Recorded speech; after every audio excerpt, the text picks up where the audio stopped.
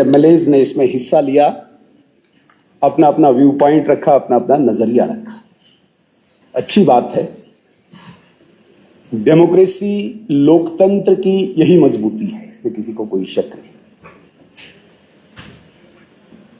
Budget किसी भी territory, किसी भी क्षेत्र, किसी भी राज्य का, सरकार का वो डॉक्यूमेंट होता है जो 1 साल का रोड मैप बयां करता है और पूरे उस प्रदेश या उस टेरिटरी के लोग, हर सेक्शन के, हर वर्ग के इस इंतजार में होते हैं कि जो लोकप्रिय सरकार है वो जरूर उनकी मुसीबतों का, उनकी समस्याओं का, उनकी प्रॉब्लम्स का अजाला रखेगी, करेगी। पिछले साल पहला बजट था इस सरकार का। बीच में एक लंबे गैप के बाद गवर्नमेंट कायम हुई थी। इसलिए सरकार बनने से पहले बहुत बड़े बड़े वादे और बड़े बड़े दावे किए गए थे। पिछले साल के उस बजट स्पीच में जम्मू कश्मीर की जनता को दिखा कुछ नहीं, लेकिन फिर भी एक आशा, एक उम्मीद जम्मू कश्मीर की जनता ने रखी कि अभी शायद टाइम कम हुआ है सरकार को बने हुए, अगले साल तक कुछ न कुछ सरकार जरूर कोई सॉलिड लेके आएगी। लेकिन मैं बड़ी बदकिस्मती से कह रहा हूं, बड़ा दुर्भाग्य है इस जम्मू कश्मीर की जनता का, जब उन्होंने ऑनरेबल सीएम साहब की बजट स्पीच सुनी, सबने माथा पीटा।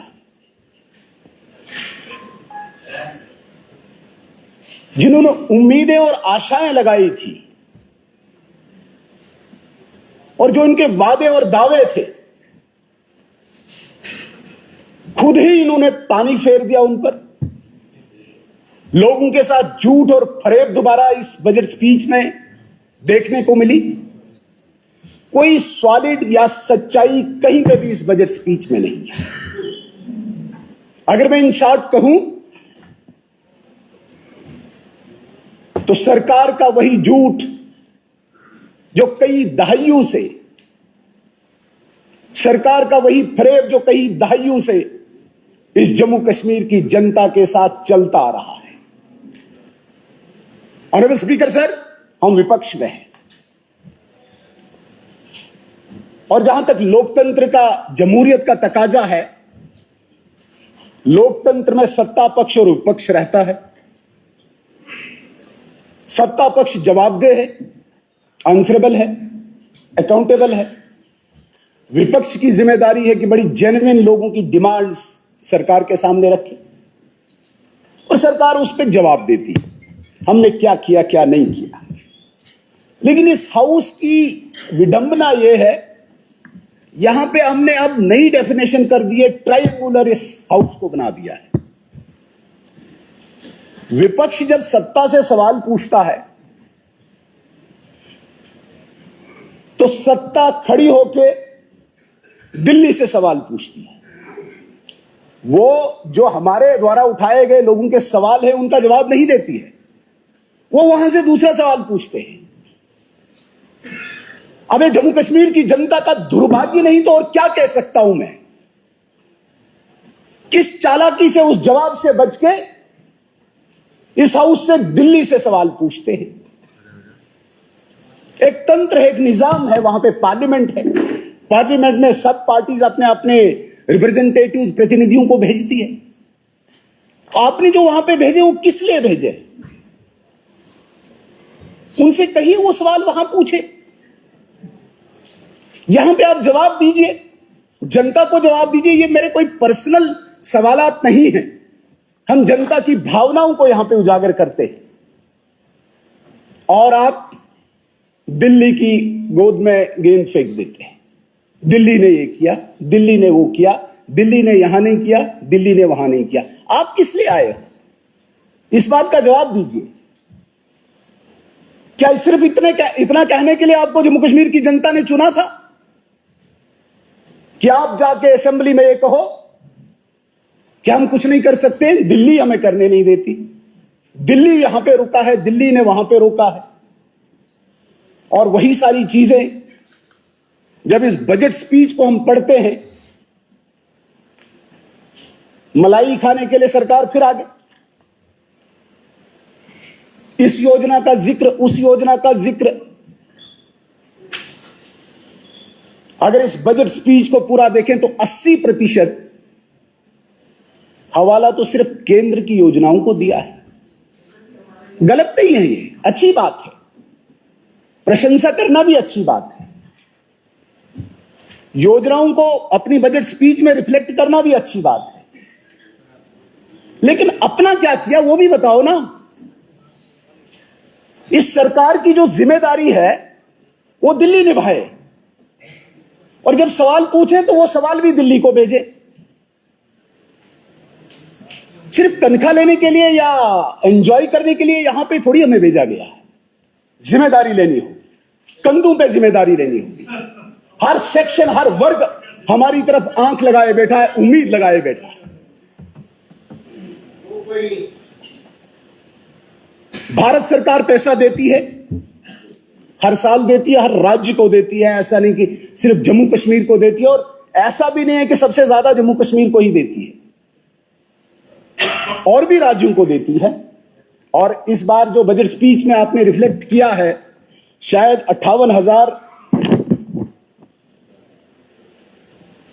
58,000 कुछ करोड़ रुपया आपने जिक्र किया है कि ये सेंट्रल ग्रांट है, और इस 58,000 की सेंट्रल ग्रांट को हमने सारा रेवेन्यू एक्सपेंडिचर में डाल दिया है। हमारा total revenue expenditure 80,000 something crore का है, जिसमें जितनी सेंट्रल ग्रांट हमारे पास आई, सारी सेंट्रल ग्रांट को हमने रेवेन्यू एक्सपेंडिचर में डाल दिया है। कैपिटल एक्सपेंडिचर जो है वो सारा भारत सरकार की योजनाओं को बताया हमने।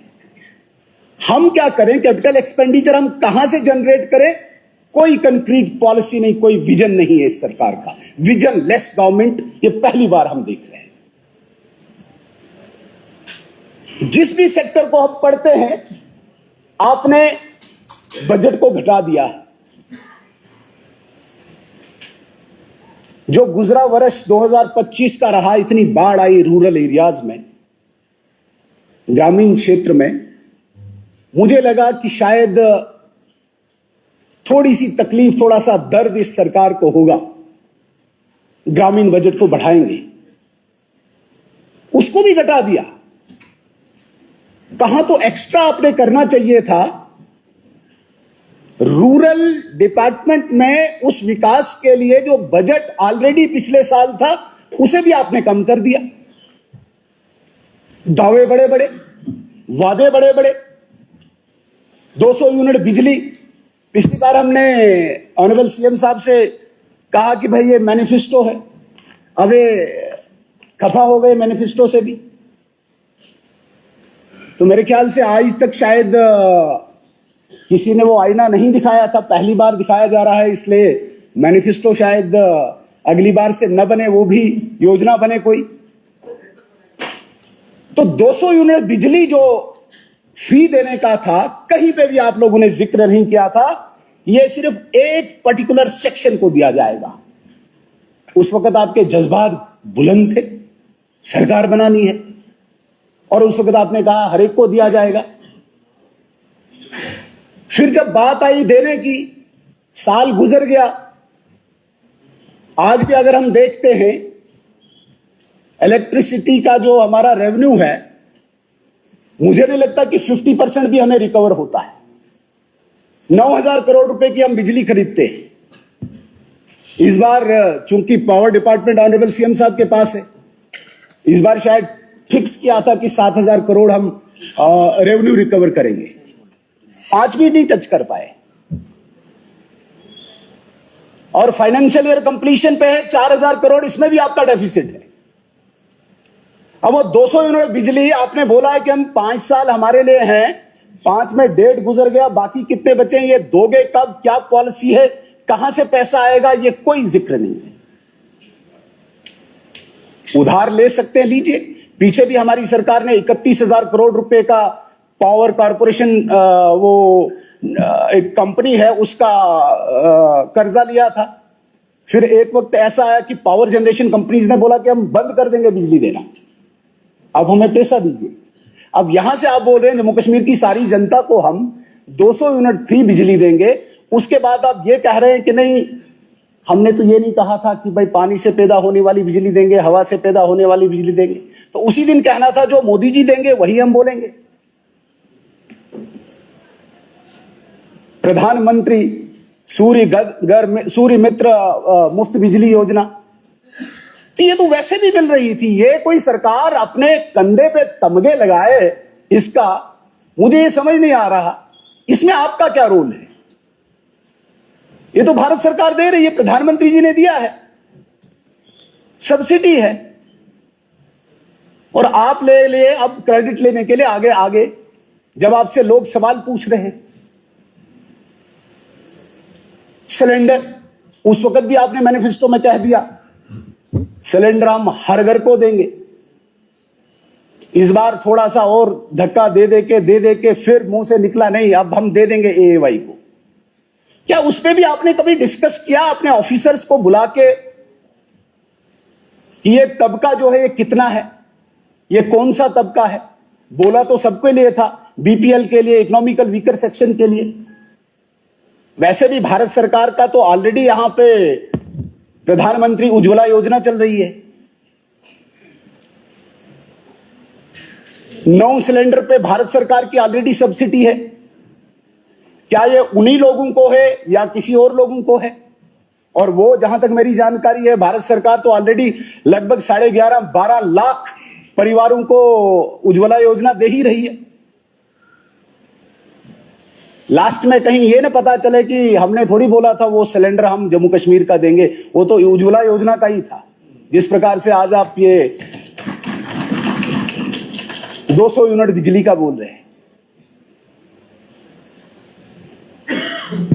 दिक्कत मुझे तब हुई जब अनएम्प्लॉयमेंट, बेरोजगार नौजवानों के लिए कोई योजना ही नहीं।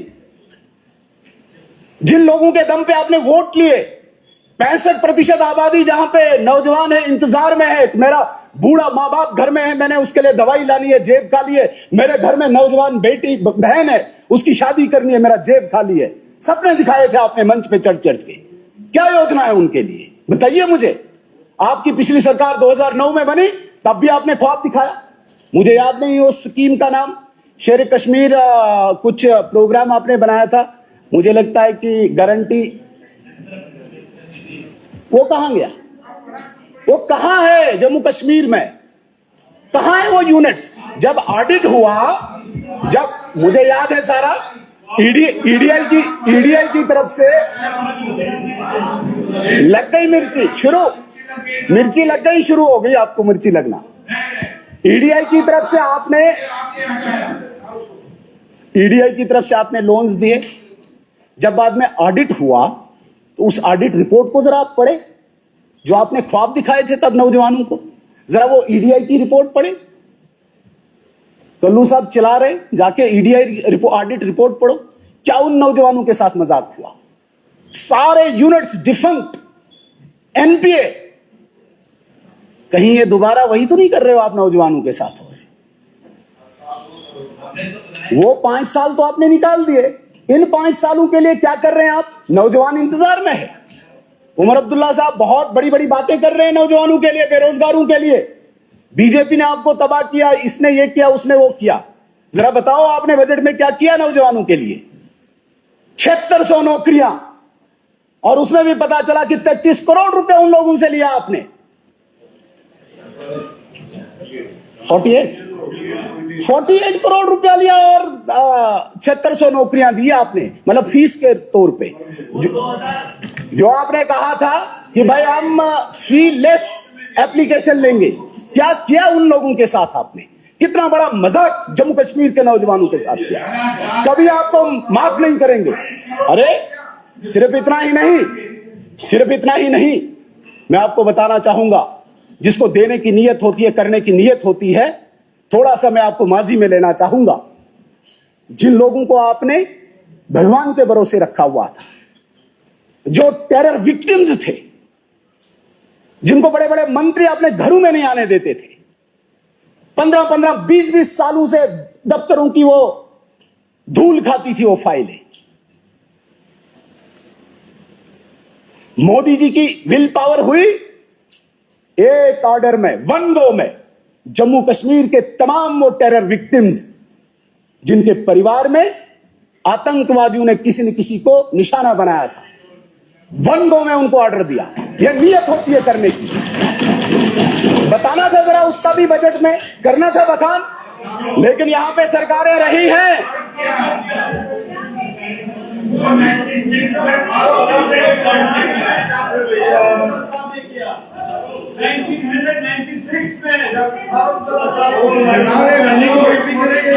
मैं शुक्रिया अदा करना चाहूंगा इस हाउस में ऑनरेबल लेफ्टिनेंट गवर्नर साहब का। जब वो अनंतनाग के दौरे पे थे, कहते हैं कि पब्लिक दरबार था, वहां कोई एक छोटी लड़की उनके सामने ये कंप्लेंट लेके गई कि मेरे परिवार में 2 लोगों को मारा गया है, हमें कोई पूछ नहीं रहा है। वहां से ये योजना बनी। आपको गलतफहमी है, यहां वो सरकारें रही है जो आतंकवादियों के परिजनों को नौकरी बांटते थे। और हमारे इस हाउस में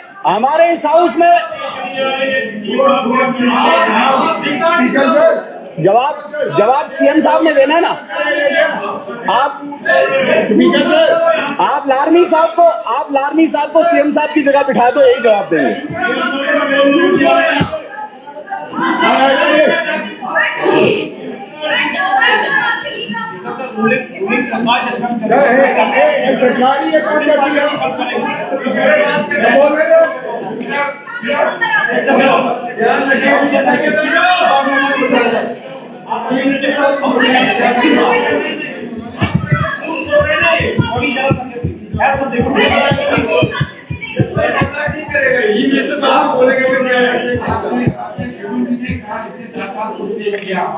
तो मेरे कहने का ये मतलब है,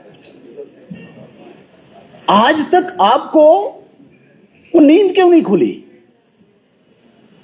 हमारे इस हाउस में एक लेजिस्लेटर है, मुझे तज्जुब हुआ जब ये पता चला कि 13 लोगों को उसने भी रिकमेंड किया कि ये वो लोग हैं जिनके घरों में कोई न कोई मारा गया है, कोई न कोई शहीद हुआ है, और वो 13 के 13 एलजी एडमिनिस्ट्रेशन ने एब्जॉर्व किए, कहीं पे उनको लगाया। लेकिन उस लेजिस्लेटर को भी शर्म आई। कहता जरा कि आज तक दर बदर की ठोकरें खाते रहे ये मोदी जी की विल पावर थी, इच्छा शक्ति थी, और गवर्नर महोदय ने उनको आज नौकरी दी।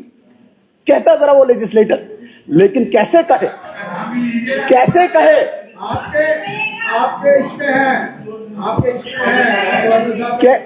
कहे? उसे तकलीफ होगी, उसे वहां पे अलगाववादी खुश करने हैं, जिन अलगाववादियों की यहां पे वो रिप्रेजेंटेशन करते थे, नौकरियां ढूंढते थे, उनके लिए। Honourable speaker sir, daily Vaser तबका, जिस डेली वेजर तबके के लिए तो इस सरकार ने ऐसे ख्वाब दिखाए, ऐसे पॉलिसीज दिखाई, बड़ी बदकिस्मती है। 2009 में भी इसी सरकार ने एक शायद कमेटी बनाई थी। 5 साल उनको झूठ पे झूठ बोलते गए उस सरकार को, उस डेली वेजर तबके को, कुछ नहीं किया। अपना टाइम निकाला, टाटा बाय बाय। हमने बनाए, हमने भी हाई पावर कमेटी बनाई, इसमें किसी को कोई शक नहीं है। हमने भी हाई पावर कमेटी बनाई, लेकिन हाई पावर कमेटी के बाद हमने SRO 520 लाया,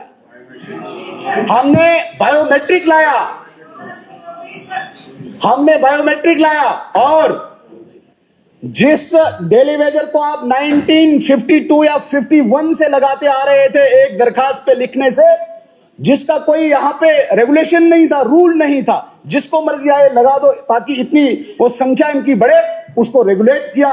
2015 के बाद किसी भी नौजवान को हमने धोखा नहीं दिया आपकी तरह। आपने इन लोगों को, इन परिवारों को धोखा दिया और 500 रुपया या 1000 रुपया देके 500 रुपया और 1000 रुपया देके इनकी जिंदगी को बर्बाद किया, आप लोगों ने किया। और मैं शुक्रिया अदा करना चाहूंगा एलजी महोदय का, ये इनकी सैलरी को रेगुलेट किया। जब ये सरकारें जो आज बड़ी बड़ी दावे करती है, ये सरकारें जब दिवाली और ईद पर 500 या 1000 रुपया उनको देखते थे, आज उनके अकाउंट रेगुलेट करके उनकी सैलरी को रेगुलेट करके 9300 रुपया आज उनके अकाउंट में जा रहा है। आप बोलिए क्या कर रहे हैं आप? क्या कंक्रीट पॉलिसी आपकी फेज्ड मैनर में करेंगे? फेज्ड मैनर में। और पिछले साल आपने फिर झूठ यहां पे कहा खड़े होके, चीफ सेक्रेटरी की लीडरशिप में, चीफ सेक्रेटरी की चेयरमैनशिप में आप कमेटी बनाएंगे, 6 महीने में रिपोर्ट होगी। भाई पहली सरकार की आपकी रिपोर्ट निकालो ना, कहां है वो? उसके बाद एम्पावर कमेटी की भी रिपोर्ट है, सारे कागजात है, कहां है वो? अब एक तीसरी कमेटी कौन सी आपकी? ये 5 साल गुजारने के लिए ये कमेटी बनी है क्या? मजाक कर रहे हो? डेली वेजेस के साथ कोई पॉलिसी नहीं आपकी। आप मुझे बताइए, पानी के लिए हर व्यक्ति चिल्ला रहा है, पानी के लिए हर व्यक्ति चिल्ला रहा है, बिजली के लिए हर व्यक्ति चिल्ला रहा है, लेकिन डेली वेजर, चाहे बारिश हो, चाहे धूप हो, डेली वेजर को हम सता रहे हैं, डेली वेजर के साथ फिर मजाक कर रहे हैं। ऑनरेबल स्पीकर सर, इनको डेली वेजर्स को जवाब देना होगा। हर बात को घुमा के 370 पे लाना, हर बात को घुमा के वहां पे दिल्ली भेजना, ये कोई जवाब सरकार का नहीं हो सकता है। सरकार भाग नहीं सकती है, जवाब देना होगा।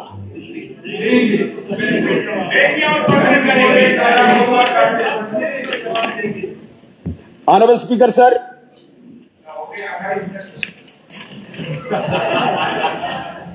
एक पीओजेके का एक हाउस यहां पे बन रहा है, उसका जिक्र इसमें हुआ। आपको नहीं बोल रहा हूं मैं इधर बोल रहा हूं। डोंट इंटरप्ट, आप चुप करके बैठिए।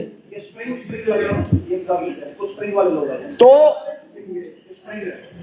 सीएम साहब ने अपनी स्पीच में जिक्र किया, जरा ये बताते, जिन वाल्मीकि और गोरखा समाज को आपने कभी कोई अधिकार ही नहीं दिया, राइट ही नहीं दिया, आज पीओजेके का जो भवन बन रहा है सुकेतर में, ये नरेंद्र मोदी जी की देन है, ये भारत सरकार की देन है। आप लोगों ने तो उनको यहाँ पे बीआरसी तक नहीं दी, आप उनको भवन बना के दोगे। आज अगर सुकेतर में ये पीओजेके का भवन बन रहा है, ये भारत सरकार की, नरेंद्र मोदी जी की देन है।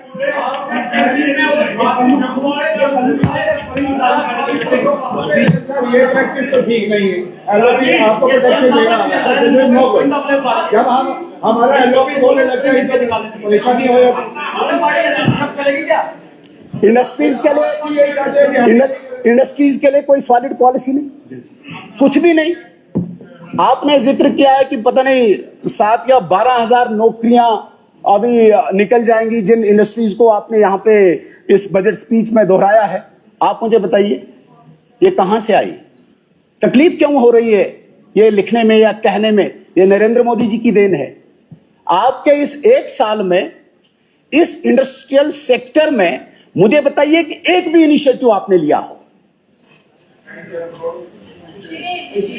आप बात कर रहे हो कि नौकरियां देंगे, भाई ये नौकरियां जितनी भी यहां पे मिलेंगी या मिलने जा रही है इस इंडस्ट्री सेक्टर में, ये केवल और केवल नरेंद्र मोदी जी की देन है, उस शासनकाल की देन है। आपने शिक्षा के इस क्षेत्र में, आप मुझे बताइए एजुकेशन के सेक्टर में क्या आपने योजना, क्या आपकी है?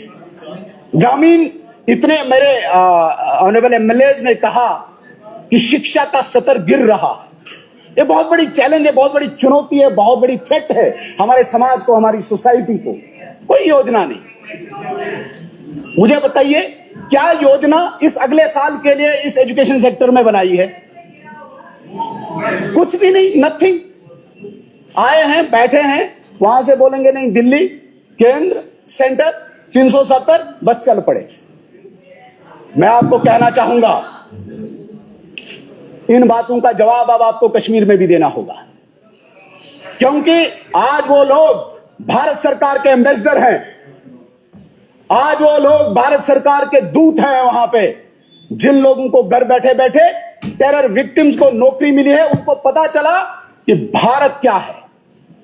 आपने तो कुछ और ही भारत बताया था आज तक। आपके लिए दोस्ती पूरी थी, लेकिन कश्मीरियों के लिए आपने वो एक दुश्मन बना के रखा था भारत को।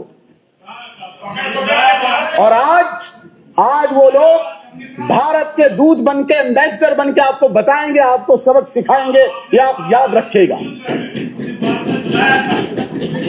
ये देन है आज 370 की, 370 हटा, 370 धराशायी हुआ। आज वहां पे टेरर विक्टिम्स को नौकरी मिल रही है। मुझे तो खुशी इस बात की हुई, जब मैं बजट की स्पीच पढ़ रहा था, क्या आनंद आ रहा था। हिंदी में ऐसे ऐसे शब्द हमारे सीएम साहब बोल रहे थे, आहा, पहली बार सुकन्या, ऐसे शब्द हमसे भी नहीं निकल रहे हैं। ये तब संभव हो पाया जब 370 हटा, तब जाके आपको याद आई कि ये हिंदी में शब्द जो है इनकी कितनी अहमियत है। सिर्फ इतना ही नहीं, यहां पे वो लोग बैठे हैं जो ये कहते थे कि भाई अमरनाथ के लिए हम 2 इंच भूमि नहीं देंगे। आज इस बजट स्पीच में जब बजट एलोकेशन बाबा अमरनाथ के लिए कर रहे हैं, ये 370 की देन है बाबा अमरनाथ के लिए। आज सरकार द्वारा अरे बैठिए, आपका भी पता है सबको, बैठे, मेरा मुंह न खिलाएं आप सबका। अभी वो राज्यसभा चुनाव खत्म हुआ है, मेरा मुंह न खुलाएं बड़े लोग, नहीं तो भाग जाएंगे। अभी यार रुके आप।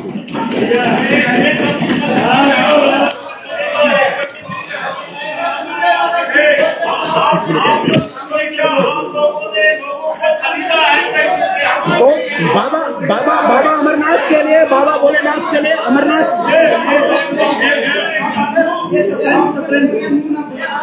आज अमरनाथ जी के लिए, आज अमरनाथ जी के ट्रैक के लिए, आज भोले बाबा बर्फानी के ट्रैक के लिए आज आपने जो आवंटन किया है, ये 370 हटा, तब जाके ये जो दिमाग में आपको वो वायरस था वो निकला। अन्यथा आप बोल रहे थे 2 इंच जमीन नहीं देंगे। आज पता चल रहा है आपको। साथियों, एक और बात मैं आपको कहना चाहूंगा। यहाँ पे बैठे यार, बैठो चुप करके,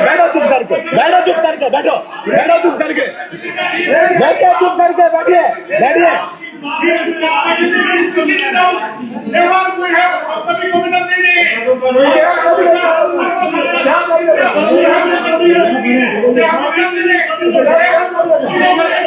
अरे बैठिए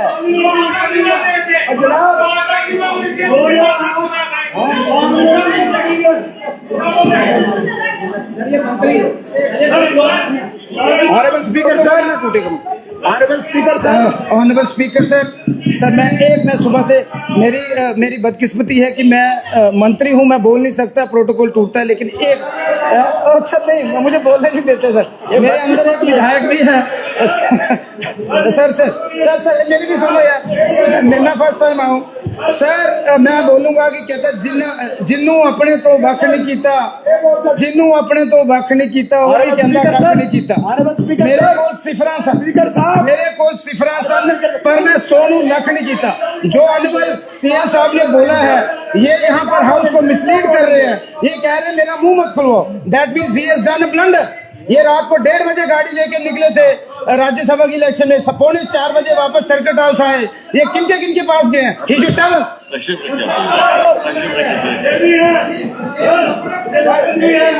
स्पीकर साहब, इनको बोलने का अभी बीच में कोई अधिकार नहीं। मैं सिर्फ ये बोल रहा था,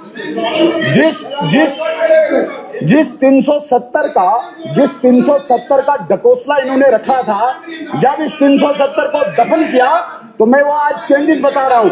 आज ऑनरेबल सीएम साहब ने यहाँ पे जो हमारी श्रीनगर में ओल्ड सिटी है या स्पोर्ट्स सेक्टर है, स्पोर्ट्स सेक्टर को बढ़ावा देने के लिए आज बड़ी बड़ी बातें कही है ऑनरेबल सीएम साहब ने। ये तब संभव हो पाया, ये तब मुमकिन हो पाया जब 370 धराशायी हुआ, वरना उसी श्रीनगर के ओल्ड सिटी में एज ए सीएम पिछली बार कभी नहीं जा पाए। आज अगर ये स्पोर्ट्स की किसी एक्टिविटी में वहां पे हिस्सा लेने के लिए जा रहे हैं, ये नरेंद्र मोदी जी की देन है। 370 को धराशायी किया, 370 को धराशायी किया, फिर जाके आज सीएम साहब ओल्ड सिटी में जाने के लिए। मेरी बात सुनो, दो बात आपका टाइम खत्म हो गया। 2 बातें मैं कहना चाहूंगा। टाइम खत्म हो गया, टाइम खत्म। यहाँ पे मेरे एक बहुत अजीज दोस्त ऑनरेबल एमएलए हैं, लॉ के बहुत बड़े जानकार हैं, ऐसे स्पीच कर रहे थे जैसे कॉन्स्टिट्यूशन ऑफ इंडिया को इन्होंने घूट घूट के पिया है, बाकी किसी को कुछ नहीं पता। कॉन्स्टिट्यूशन ऑफ इंडिया को चैलेंज करते हैं और कोट कर रहे हैं यूएसए के कॉन्स्टिट्यूशन को। हम भी नहीं बोलने देंगे। बैठो चुप करके, बैठो चुप, बकवास करते हो ऐसे बैठो चुप करके। ज्यादा आपको खून ज्यादा खून आपका, आप करो ना, आप बैठो।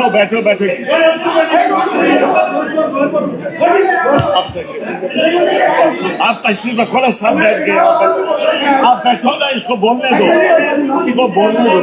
बस थोड़ा है, बस करेंगे। हम नहीं सुना यहाँ पे लॉ के एक्सपर्ट यूएसए से कंपेयर कर रहे हैं भारत के संविधान को। भाई, भारत का संविधान एक गौरवशाली संविधान है। भारत का संविधान डॉक्टर भीमराव अंबेडकर जी ने लिखा है और पूरे भारत के नागरिकों को गर्व है। आप यूएसए से कंपेयर करोगे? यूएसए में रहते हो आप हिंदुस्तान के अटूट अंग में रह रहे हो, और संविधान को चैलेंज करना आपके मुंह से शोभा नहीं देता। मैं क्यों बोलूं जिसको? अरे शरीफ साहब बैठे आप चुप करके उंगली नहीं दिखाए। ये दादागिरी करने का नहीं है, यहाँ पे बैठे, मैदान नहीं है, बैठे चुप करके। ऐसे करेंगे आप?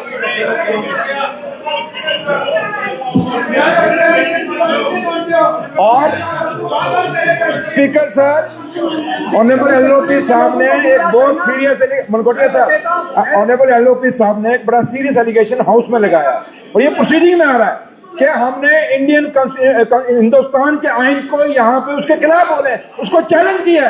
ये नाम बताएं किसने किया? ऐसे नहीं कहेंगे, नाम बताएं सर, बोलिए, पूछिए सर, नाम बताएं। यूएसए ज्यादा प्यारा है, वहां पे जाइए। ये भारत है, यहाँ भारत का संविधान चलेगा। यहाँ पे डॉक्टर भीमराव अंबेडकर का संविधान चलेगा।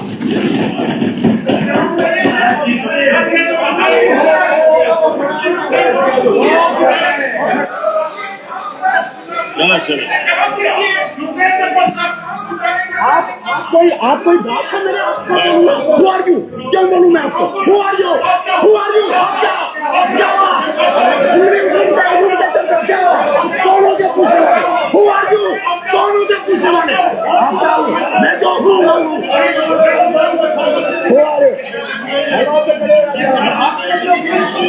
बैठे आप मिनिस्टर साहब, आप जरा नीचे बैठिए ना। आप ये बैठ गए, आप बैठो ना, आप बैठो, ये कंक्लूड करेगा। आप बैठो, आप बैठो मेहरबानी करके। वो नाम बताएं सर, ये बहुत बड़ी बात है जो कह रहे हैं। मैं पूछूंगा। मैं ऑन रिकॉर्ड कह रहा हूं, भारत के संविधान को चैलेंज किया एक यहाँ पे ऑनरेबल मेंबर ने, जो बहुत सीरियस कंसर्न है। अमेरिका जो है वो राज्यों का संघ है, राज्य मिलकर, वहां कहते हैं कि भाई स्टेट्स में अपना अपना संविधान है, वो स्टेट से मिलकर एक संघ बना है, और भारत जो है वो संघ पहले है फिर राज्य है। ये उनको पता होना चाहिए, राज्य संघ के हैं। इसलिए यहाँ पे गुमराह न करे ऐसे जम्मू कश्मीर की जनता को, ये अलगाववाद सोच लेके। एलओपी साहब कंक्लूड करिए, आपका टाइम। आपने बोलने नहीं दिया।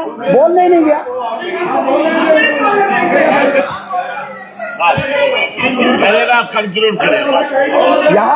यहाँ मैं क्या बोलूं, बोलने को बड़ा कुछ है। ये जो चलाने वाले अपने डंकी से उठ के और भी टाइम मिलेगा। 370 की दुहाई देने वाले, 370 को जब गिराने के बाद सेलिब्रेट कर रहे थे, वो चेहरे सबसे आगे। सैंडविच और चाय के नाम पे 370 को बेचने वाले यहाँ पे दुहाई देंगे 370 को, ये घड़ियाली आंसू बहाएंगे। हमें नहीं पता है कहां जाके तुमने सेलिब्रेट किया 370 को, आज हमें बता रहे हो। तशरीफ रखिए आप। कभी स्पेशल स्टेटस के नाम पे सीएम साहब ने भी गुमराह किया इस हाउस को। कोई बात है, आएगा जवाब आएगा। कहीं पे भी with respect to Jammu and Kashmir चलिए। कहीं पे भी नहीं है। मैं फिर ये कह रहा हूं